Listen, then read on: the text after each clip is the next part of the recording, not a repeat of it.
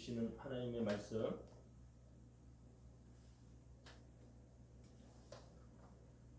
9장 1절에서 오늘은 19절까지의 말씀을 증거하도록 하겠습니다.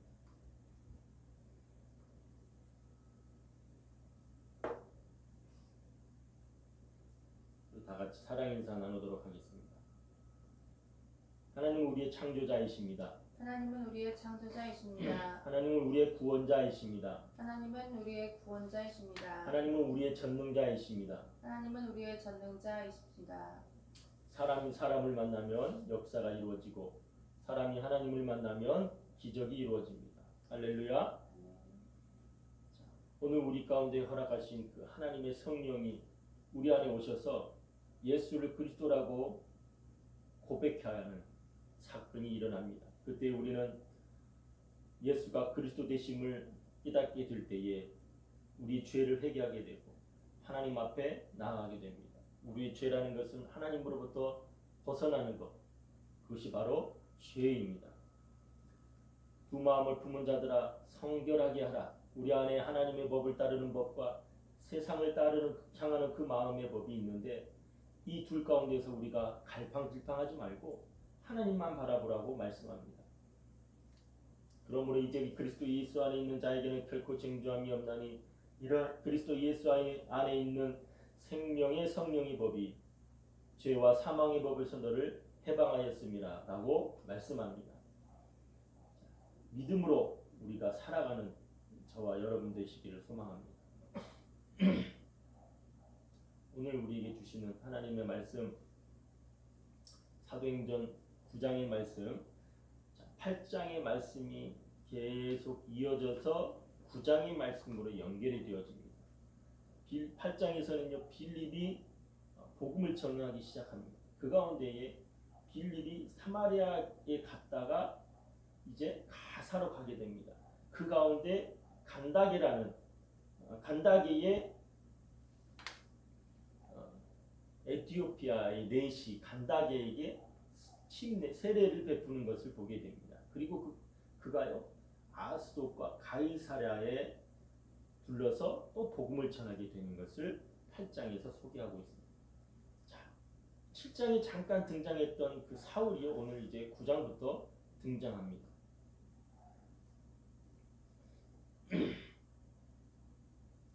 자, 오늘 말씀에 보면은요 사도행전 9장 1절에서 2절에 사울의 존재에 대해서 소개를 합니다. 사울이 어떤 사람이었느냐?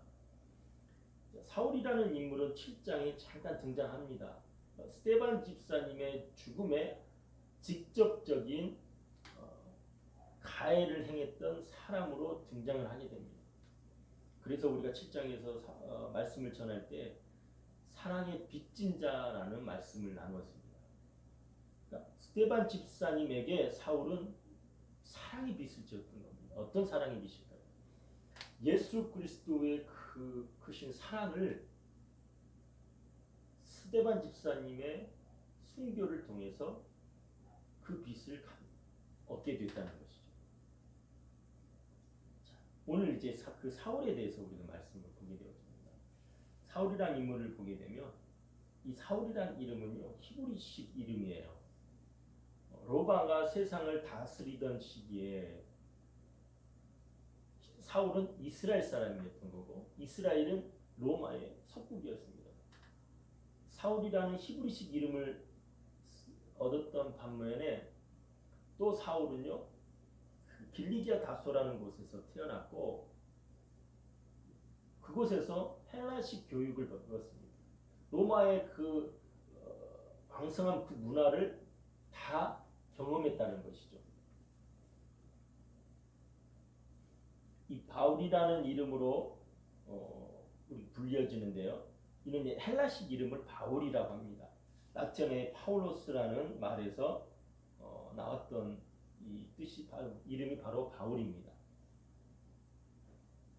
자, 그는 베냐민 지파 사람이었고 로마서 11장 13절에 보면 그를 이방인의 사도로 하나님이 불렀다라고 했습니다. 9장 15절에도 보면 이 말씀이 기록됩니다. 주께서 이르시되 가라. 이 사람은 내 이름을 이방인과 임금들과 이스라엘 자손들에게 전하기 위하여 택한 나의 그릇이다. 하나님께서 택한 그릇이래요. 나의 그릇이래요. 그리고 이방인의 사도를 부르셨다라고 성경은 기록하고 있습니다. 길리기아 다소라는 곳은요, 현재 그 터키의 타르수스, 그곳이 바로 다소 지방, 성경이 기록된 그 키르키스라는 지역이 터키의 터키의 타르수스라는 지역이 바로 다소 지역입니다. 키르키스 타르수스죠. 키르키아 타르수스. 로마의 시민권자이면서 그는 가말리엘 문화생이었습니다. 가말리엘 문화생이란 말은 바리새파 중에 그 율법학자인 가말리엘에 통하여서 그가 말씀을 배웠다라는 거예요. 그 가운데 사울이라는 인물이 행동대장과 같은 일을 했어요. 그래서 예수님의 제자들을 잡는데 앞장섰던 사람들 중에 하나였던 겁니다. 그 가운데 하나님께서 사울을 부르시는 장면이 나옵니다. 갈라디아서 1장 15절 말씀에 그러나 내 어머니의 태로부터 나를 택정하시고 그의 은혜로 나를 부르시니가 그의 아들을 이방에 전하기 위하여 그를 내 속에 나타내시기를 기뻐하셨을 때에. 하나님께서 사울을 부르신 것은 이미 나를 하나님께서 나의 어머니의 뱃속에서 나를 택하셨다. 그러니까 하나님께서 그 구원의 계획하신 가운데 사울을 사용하셨다는 겁니다.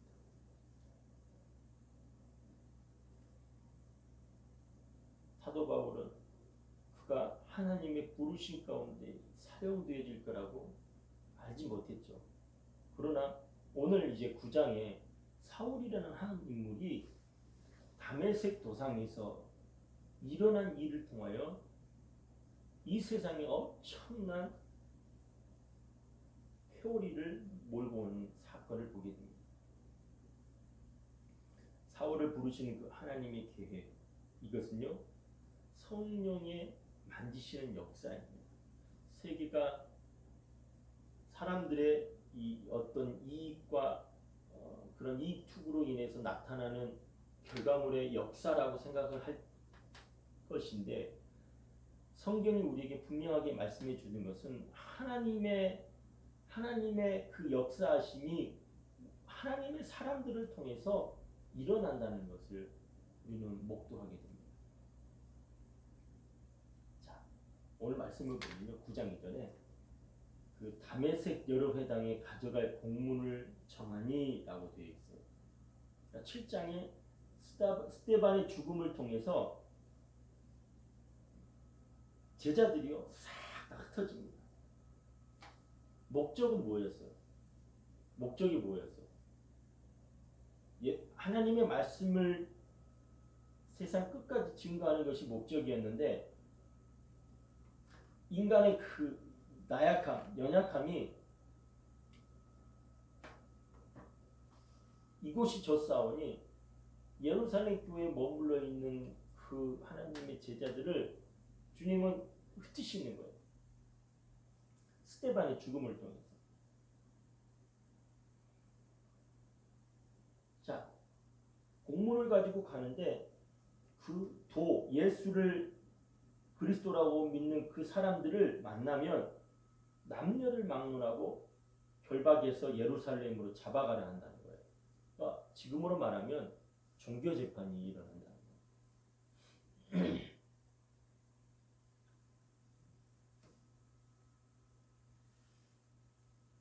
아프가니스탄에 일어나는 지금의 이 일상 일들을 보면 우리가 이해할 수 있는 부분이 있어요. 샤리아법이라는 탈레반이 만든 그 샤리아법에 의해서 그 아프가니스탄 사람들을 다스리는 겁니다. 철권 통치라고 표현하기보다는 더 극악한 일들이 벌어지고 있죠. 근데 거기에 한술 더 떠서 며칠 전에 CIA 그 사무실에 CIA가 있는 곳에다가 폭탄을 터뜨렸잖아요. 그 배우 인물이 IS로 밝혀졌어요. 그럼 그 IS들이 했던 이야기가 뭐냐? 너희들은 그들과 타협했다. 그래서 너희들은 가짜다. 원리주의라기보다는 어떻게 보면 극단적인 이슬람의 세력 가운데 하나인 것이죠. 자, 그런데요, 사울 또한 그가 열심히 했던 것을 보게 되어지면 주를 잡는데 주의 백성들을 잡는데 행동대장이었던 것을 우리가 볼 수가 있습니다.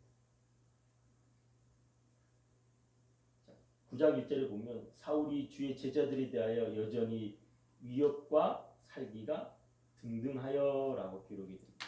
사탄의 공격이요. 이제는 예수님께서 승천하시고 제자들에게 명령하셨던 그 사명을 감당하고자 하나님께서 흩으셨는데 흩으시는 과정 속에 또 복음이 증거되는 걸 보자 사단이 이거 가만히 둘 수가 없는 거예요. 어떻게 합니까? 잡아 죽이는 것이 그들에게 무엇이 되는 거냐? 위협과 살기가 됐다라는 거예요. 자, 오늘 말씀을 볼까요? 자, 위협과 살기라는 표현, 위협이라는 말이야 영어로 threat라는 말입니다. 그래서 헬라어로는 아페일레, 살기라는 말은 murder, phonos, 공포와 두려움 가운데 하나님의 사람들을 몰아가는 겁니다. 그러니까 인간에게서 가장 큰 두려움이 무엇입니까? 죽음이에요. 그 죽음을 맛보게 하는 거예요. 어떻게? 공포와 두려움으로 조장해서 죽을 것 같은 거예요. 그러니까 사람들이 어떻게 됩니까? 복음의 전파가 확산되어지는 것이 위축이 돼요. 그러다 보니까 현실에 순응하게 됩니다. 또 그러다 보니까 익숙해지는 거예요. 이 공산주의가 사회를 장악하고 그들을 지배하는 수단으로 삼는 것이 무엇이냐? 바로 이런 논리가 그 안에 내포가 되어 있습니다. 돈을 조금씩 주는 거예요. 돈의 맛을 들여보는 거예요. 백성들이. 잘한다 그래요. 가진 자의 것을 빼앗아서 없는 자에게 주는 것. 어떻게 보면 이상적인 것이죠. 굉장히 좋습니다. 그러나요? 사회가 무너지는 기반이 여기에서 나오는 거예요. 사단의 전략은요. 우리가 알지 못하는 가운데 교묘하게 찾아옵니다. 우리가 우리의 믿음을 지켜내는 것이 보이지 않는 영과의 싸움입니다. 이걸 우리가 뭐라고 하냐면 영적 전쟁이라고 합니다. 이 영적 전쟁은요. 사단과 하나님과의 싸움이에요. 우리의 싸움이 아니에요. 이 보이지 않는 전쟁의 싸움은 사단과 하나님과의 싸움이에요. 왜? 우리는 그 사단과 싸워서 이길 수 있는 힘이 없어요. 우리는 하나님을 힘입어서 이 싸움에서 승리할 수 있는 겁니다. 자, 구약에서요. 이스라엘 백성들이 가나안 땅에 들어갈 때에 그들의 힘으로 들어갈 수 있을까요? 전혀 없습니다. 여리고 성을 무너뜨릴 때 아이성과의 싸움에서 단 한 분도 인간의 힘으로 이길 수 있는 것들이 없었던 겁니다. 하나님이 우리와 함께하지 않는다면 그들과의 싸움에서 이길 수가 없는 겁니다. 그럼 구약에 있었던 그 하나님의 그 사람들과 일들, 역사들과 지금 우리가 살아가는 이 신약 시대의 우리들의 모습 속에서 뭐가 다른 겁니까? 어떻게 보면 보이는 것과 보이지 않는 것과의 차이점인 것이죠. 우리의 믿음을 지켜내는 것은요. 이런 보이지 않는 영과의 싸움에서 영적 전쟁을 선포하는 겁니다. 선포하지 않으면요. 무너질 수밖에 없는 거예요. 그럼 어떻게 해야 됩니까? 하나님의 전신갑주를 입어요. 로마의 당시 로마의 병사를 빗대어서 말씀을 기록을 한 겁니다. 에베소 6장의 말씀을 가지고 서서 진리의 띠를 띠고 의의 흉배를 붙이고 믿음의 방패를 가지고서 구원의 투구를 쓰고 성령의 검을 앞세워 나아가라. 그러나 그것보다 먼저 행해야 될 게 뭐라고 했냐면 기도하지 않으면 안 된다. 기도하지 않으면. 말씀과 기도는 우리에게 있어서요. 영적인 호흡인 것입니다. 그리고 이 훈련을 통해서 우리가 앞으로 싸워 나아가야 할 그 수많은 전쟁에서 이 영적 전쟁에서 무너지지 않는 바로 그 길이라는 거예요. 그래서 매일매일의 삶은요. 우리들이 그 영적 싸움에서 무너지지 않기 위한 실전과도 같은 훈련인 것입니다. 자, 한국 교회에 닥친 커다란 지금 병폐가 무엇이냐? 그것은 바로 위기의식을 느끼지 못한다는 겁니다.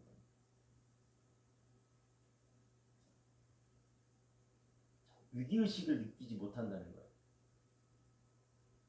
사탄이 한국 교회의 근간을 이루는 이겁니다.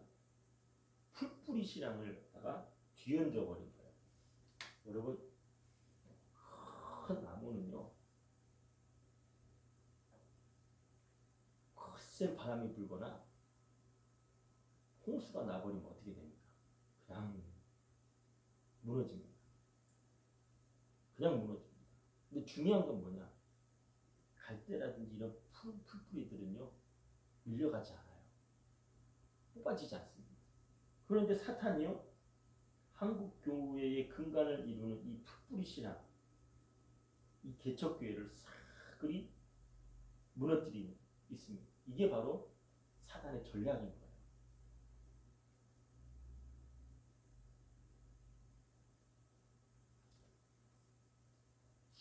수많은 큰 교회가요, 한국 교회를 이루었다면 이렇게 이런 일도 일어나지 않을 겁니다. 그러나 한국 교회를 이루는 그 대부분이요, 조그만한 교회들입니다. 이 교회가 한국 교회를 이루었는데 그 가운데서 하나님의 살아계심과 역사하심이요, 그 믿음의 자손들에게 물려지지 못한 거예요. 그로 인해서 한국 교회가 무너지는 큰 일이 발생합니다. 사단이 이걸 알고 있었어요. 사단은 알고 있었습니다. 이 만모니즘의 한국 교회가 무너지는 것을 보고 사단은요, 이걸 이용하는 거예요.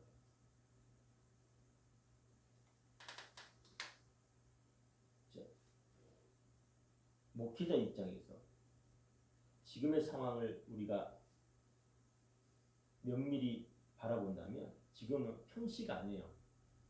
전시 상황인 겁니다. 전쟁의 상황인 것을 인지를 해야 돼요. 그러면 그 전쟁의 상황에 알맞는 그러한 상황에 대처해야 되는 겁니다. 이 전쟁의 상황에서 목회자는 어떤 사령관입니다. 커맨더. 이 문제를 그럼 어떻게 바라봐야 될 겁니까? 첫째는 위기의식을 감지를 해야 돼요. 이 위기의식이 없다는 게 문제인 겁니다. 또한 전시 상황에 맞는 훈련이 되어 있지 않아요. 그러니까 어떻게 됩니까? 우왕좌왕하는 거예요. 성도들의 모습을 보면 사상 누각 같이 되어 있어요. 말씀으로 믿음이 견고하게 서 있는 게 아니라 마당발만 받고 가는 그런 백성들로 가득했던 한국 교회가 이번 코로나 사태로 인해서 사상 누각같이 모래성과처럼 싹 무너지는 걸 보게 됩니다. 이게 바로 한국 교회의 풀뿌리 신앙이 와야 되는 모습인 거예요. 또한 대안을 제시하지 못하는 한국교회의 모습인 거예요. 자, 살기와 위협과 살기가 등등했다라는 표현은요, 우리 마음에 벌써 두려움이 찾아왔다는 것입니다. 오늘 이제 우리가 사울을 통해서 우리의 현실을 들여다볼 수 있는 그 안목이 필요한 것입니다. 우리가 해야 될 일은 뭐냐? 결단과 선택을 해야 되는 거예요. 이 결단과 선택은요, 우리가 어떻게 나아갈 것인지에 대해서 방향성을 제시해 주는 것입니다. 무엇을 결단하고 무엇을 선택할 것인가? 자, 우리는 사울의 회심을 통해서 우리 말씀을 직시해야 될 것입니다. 한번 볼까요? 영적 전쟁을 나타내는 그림이에요. 이 영적 전쟁에 있어서 우리에게 있어서 무기는 무엇이냐? 바로 십자가, 믿음이라는 겁니다.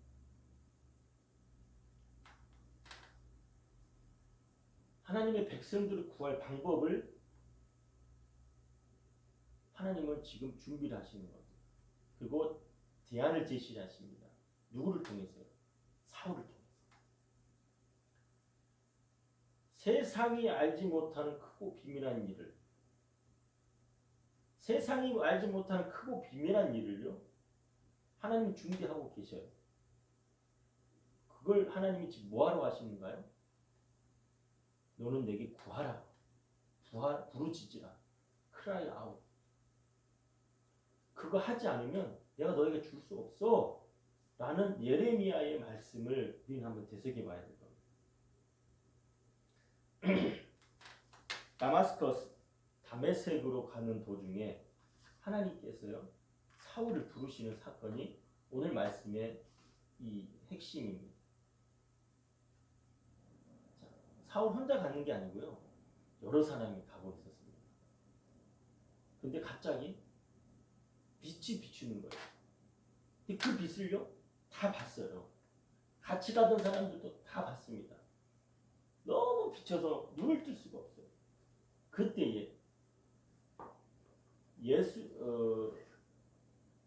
사울에게만 목소리가 들립니다. 그 목소리가 무엇입니까? 사울아, 사울아, 어찌하여 내가 나를 핍박하느냐? 이 목소리가 사울에게만 들렸다는 거예요. 놀랍지 않습니까?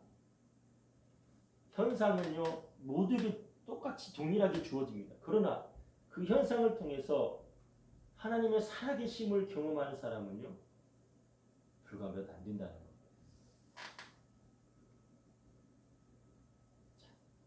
하나님의 사람들을 구할 방법을 오늘 또 사울을 통해서 보여주시는지 한번 볼까요? 자, 6절 말씀에 이 말씀이 있습니다. 한번 같이 보겠습니다. 너는 일어나 시내로 들어가라. 내가 행할 것을 내게 이를 자가 있느니라. 이게 누구에게 하신 말씀입니까? 그 다메섹이라는 곳에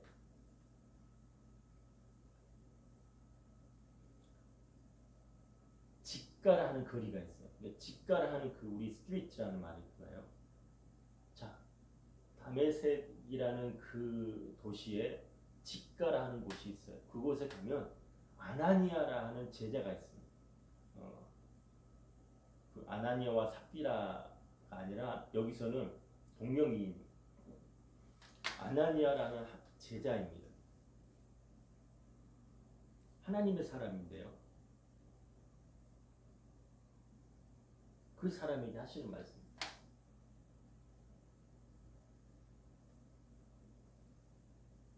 그곳에 어떤 일이 일어나? 같이 가던 사람들만 소리만 듣고 아무도 보지 못하여 말을 못하고 서 있는 사울을 보게 될 거야. 그 사울에게 네가 하나님의 살아계심을 나타낼 것을 말씀하고 있는 겁니다. 근데 그 사울은 뭐라고 있었느냐? 첫째, 의심을 하고 있다는 겁니다. 사울이 땅에서 일어나서 눈을 떴는데 아무것도 보이지 않아요. 사람에 끌려서 다메섹에 간 거예요. 그 직가라는 곳에.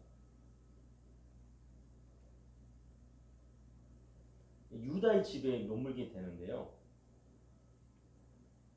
사울이 의심을 하기 시작합니다. 어떤 의심일까요? 도대체 내가 본 것이 무엇이, 내가 들은 것이 무엇이고 내가 본 것이 무엇인지 의심하기 시작한다는 거예요. 왜 그럴까요?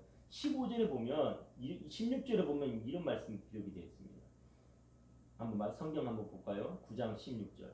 그가 내 이름을 위하여 얼마나 고난을 받아야 할 것을 내가 그에게 보이리라. 그러니까 하나님이 환상 가운데 다 보여주셨다는 겁니다. 성경엔 다 기록이 되지 않았지만 파노라마로 쫙 펼쳐주셨다는 겁니다. 그것을 본, 말씀을 들은 사울은 어떤 지금 심정이었을까요? 속이 미쳐버리는 거죠. 누구에게 말할 수도 없는 겁니다. 옆에 있는 다른 사람들이 사울에게 물어봤을 겁니다. 너 무슨 일 있어? 너 왜 눈을 못 떠? 도대체 무슨 일이 있었을 거야?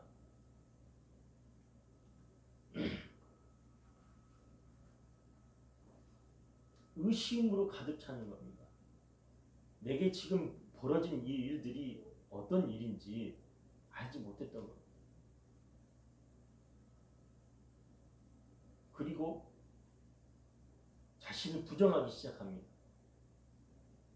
부정한다는 말은 무엇일까요? 내가 할 수 있는 게 아무것도 없다라는 겁니다. 이 deni라는 말은 바로 부정한다는 말. 9절 말씀에 사흘 동안 그가 보지도 못하고 먹지도 못하고 마시지도 못했대요.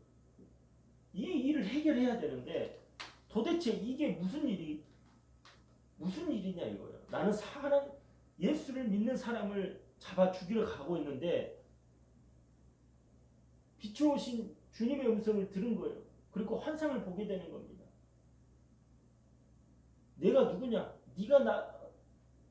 네가 박해하는 그 예수다 라고 들었을 때, 그거 앞으로 자기의 벌어질 일들을 보았을 때 사울은 혼란에 빠져. 자, 그리고 어떤 일이 일어납니까? 세 번째, 확신이 일어납니다. 17절 말씀에 아나니아가 떠나 그 집에 들어가서 그에게 안수하여 이르되 형제 사울아, 주 곧 내가 오는 길에서 나타나셨던 예수께서 나를 보내어 너로 다시 보게 하시고 성령으로 충만하게 하신다 하니 즉시 사울의 눈에서 비늘 같은 것이 벗어져 다시 보게 된지라. 일어나 세례를 받고 침례를 받고 음식을 먹음에 강건하여지니 사울이 다메섹에 있는 제자들과 함께 며칠 있을새 즉시로 각 회당에서 예수가 하나님의 아들 되심을 전파하니. 자, 성령으로 충만하게 됐다.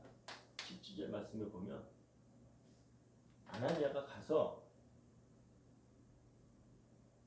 만신창이가 된 사울을 보고 그가 하나님 앞에 기도하는 거죠.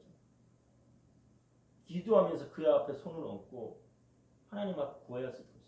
하나님, 이 사울에게 하나님의 영을 부어주시옵소서. 성령으로 충만했다는 표현이 바로 그것입니다. 헬라어 플레토라는 말은요, 채우다라는 거예요. 그러니까 성령으로 채우는 거예요. 하나님의 성령이 그 가운데 있는 사울에게 하나님 이 시간 임하여서 하나님의 살아계심을 경험하여 주시옵소서.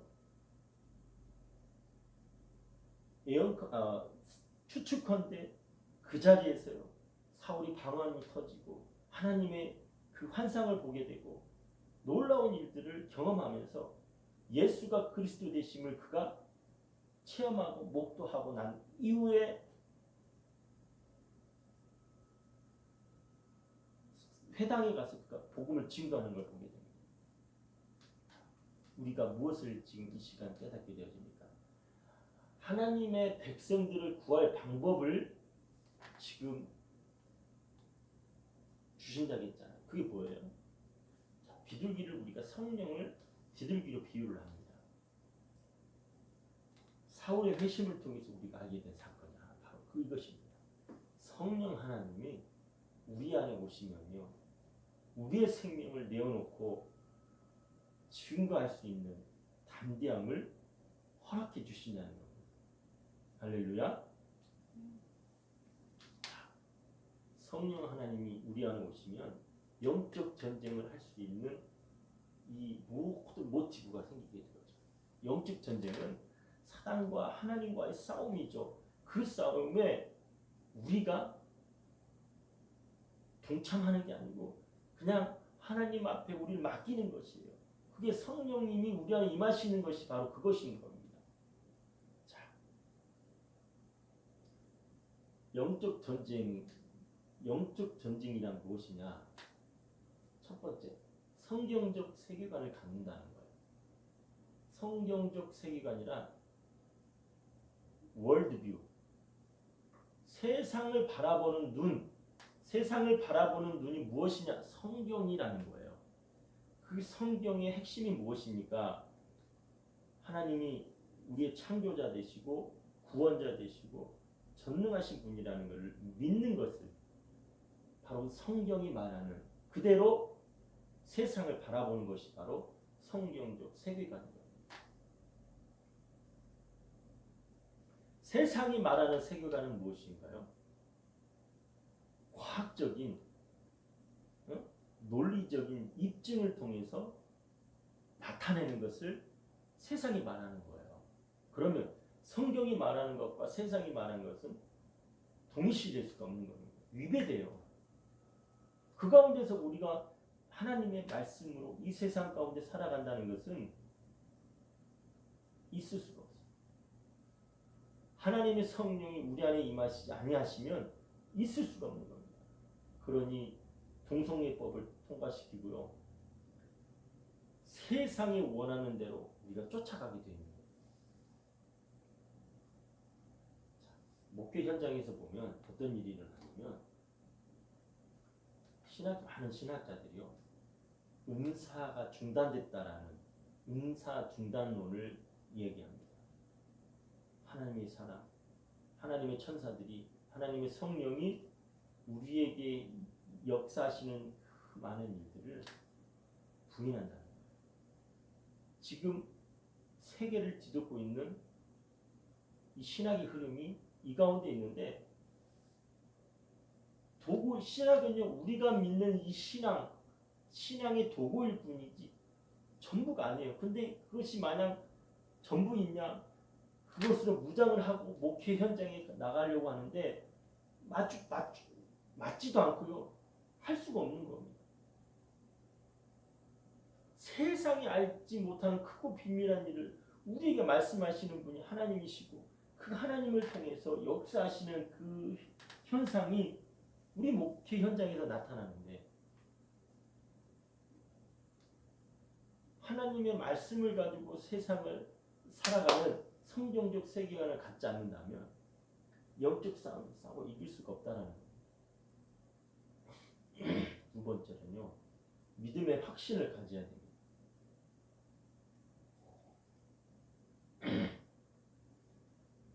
성령 세례를 받지 않으면 하나님이 살아계시다라고 고백하기가 쉽지 않습니다. 정말 쉽지 않습니다. 더군다나 믿음의 확신, 하나님이 살아계시고 예수가 그리스도 되심을 믿는다라는 것은 쉽지 않습니다. 로마서 말씀에 사람이 마음으로 믿어 의에 이르고 입으로 시인하여 구원에 이른다는 말씀은요. 평시 상황이 아니에요. 전시 상황인 겁니다. 우리의 목숨을 위협할 때에 계시록 말씀처럼 마지막 때가 되면 우리의 목숨을 내어놓고 하나님을 배반하지 않고 배교하지 않고 나아갈 수 있는 믿음이 있느냐를 물어보시는 겁니다. 믿음이라는 것은 내가 아닌 하나님의 관점에서 보는 거예요. 예수님 당시에 소경이 많이 있었잖아요. 그 가운데 바디메오라는 사람이 있었어요. 주변에 많은 사람들이 비아냥거리는 거죠. 다윗의 자손 예수. 할 수만 있으면 나를 구원해 주세요. 그때 사람들이 비아냥거리는 겁니다. 비웃는 거예요. 너 별것도 아닌 것 같아. 야, 너는 저리 가 있어. 네가 어떻게 예수님을 만나? 라고 볼 때 예수님이 뭐라 합니까? 내 믿음대로 될지어. 확실한 믿음이 없으면 이 영적 전쟁에서 이길 수가 없다는 겁니다. 세 번째는요. 영적 전쟁에 대한 지식, 배경 지식을 가져야 돼요. 어떻게 이 사단과의 싸움에서 이길 수 있는 것인가? 요거는 실질적인 부분입니다. 요거는 다음 시간에 우리가 나타나는 일들을 통해서 말씀을 보면서 또 구체적인 방안을 제시하도록 하겠습니다. 로마서 8장 1절에서 2절 말씀에 그러므로 이제 그리스도 예수 안인 자에게는 결코 정죄함이 없다. 그리스도 예수 안에 있는 생명의 성령의 법이 죄와 사망의 법에서 너를 해방하였습니다. 하나님의 사람들을 보호하기 위해서 하나님은 사울로 일하는 사람을 이렇게 세우면서 어떻게 이 세상과 싸워 이길 수 있는 것인지 우리에게 지금 말씀해 주고 있는 것입니다. 확실한 믿음이 없고서는 이 세상을 헤쳐나갈 힘이 없는 거예요. 여러분, 지금 나타나는 세계의 여러 가지 정세를 보십시오. 마지막 때가 되면 민족이 나라를 부모 형제가 죽이는데 서로 먼저 내준다는 거예요. 어? 사람이 사람을 잡아먹는 일이 지금 북한 땅에 일어나고 있다고 합니다. 여러분, 마지막 때가 될수록 우리가 끼어서 기도해야 될 때인 것을 믿고 더욱더 우리의 삶을 주님과 동행하는 저와 여러분이 되기를 소망합니다. 기도하겠습니다. 살아계신 하나님, 오늘 또 주님 앞에 엎드려 두 손 들고 나아갑니다. 하나님의 성령이 오늘 또 우리를 지켜주시고 하나님의 성령이 우리와 함께 하셔서 우리가 나아갈 길을 보여주시고 열어주시고 함께하여 주시옵소서.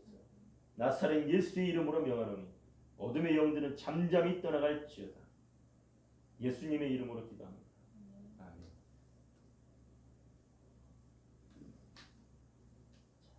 주신 말씀 생각하면서 하나님 앞에 기쁨의 찬양의 예물을 드리도록 하겠습니다.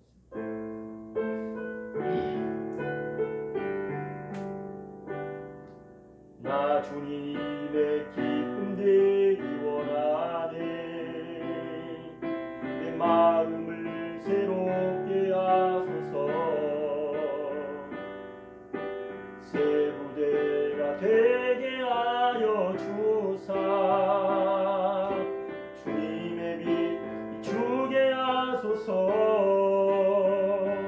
내가 원하는 한가지 주님의 기쁨이 되는 것. 내가 원하는 한가지 주님의 기쁨이 되는 것. 우리에게 허락한 모든 것이 하나님의 것이며 하나님이 나를 통하여 이루실 것을 믿사오니 하나님의 나라와 영광을 위하여 사용되게 하여 주옵소서. 예수님의 이름으로 기도합니다. 아멘. 일터사역 외치겠습니다. 죽게 하듯 하라. 주를 본받는 자 되라. 공동체 고백. 우리는 세상으로부터 부름받은 하나님의 백성입니다. 또한 세상으로 보냄받은 그리스도의 제자입니다. 하나님을 기쁘게 찬양하는 예배자가 됩시다. 이웃을 열심히 구원하는 복음의 증인이 됩시다. 한 몸된 교제를 나누는 건강한 지체가 됩시다. 아낌없이 사랑을 실천하는 봉사자가 됩시다. 배움을 통해 그리스도를 본받는 성숙한 성도가 됩시다. 그리하여 우리 모두 하나님을 영화롭게 하는 성령 충만한 생명의 공동체가 됩시다. 아멘. 믿음의 고백을 선포하며 나아가도록 하겠습니다.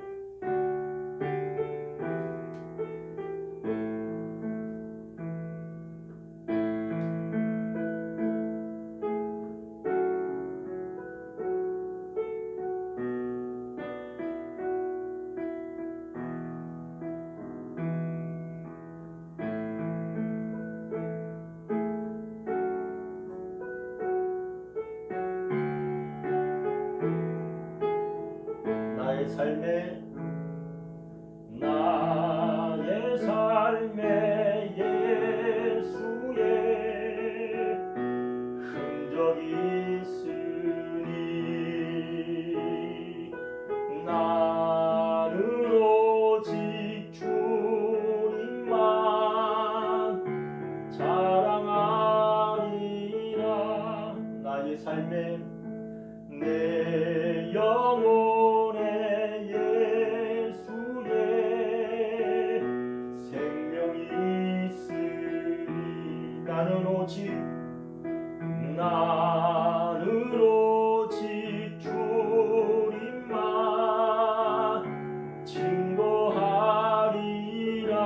증거하리라.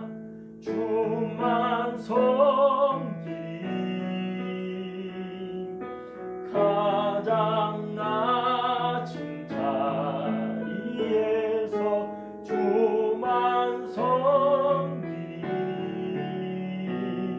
내 생명 다하여 어린 양 찬양하리 내 평생 그 하나로 충분해요. 어린 양 찬양하리 내가 주의 임재 안에서 나의 삶에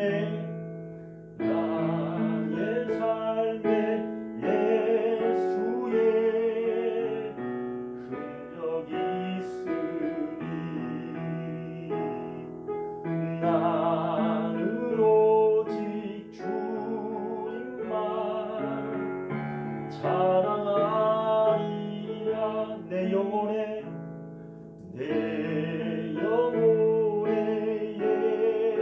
예수의 생명이 있으니 나는 오직 주님만